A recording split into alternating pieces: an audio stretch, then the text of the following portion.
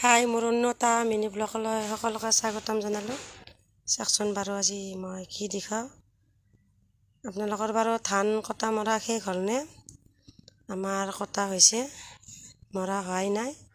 আজি ধান মাৰি আছে মেচিনৰ সহায়তে। চাওকচোন বাৰু, এয়া ধান মাৰি আছে, ধান মৰা হ'বাৰেই হ'ল। আগৰ দৰে কষ্ট আৰু নাই দিয়ক, কাৰণ আজিকালি মেচিনৰ সহায়তে মাৰণ মাৰে। আগতে গৰুৰে মাৰণ মাৰিছিল, হালো বাইছিল গৰুৰে।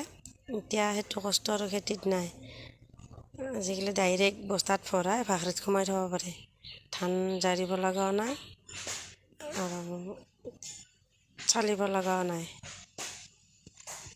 চাওকচোন বাৰু, এতিয়া কিমান সহজ হৈ গৈছে মানুহবিলাকৰ।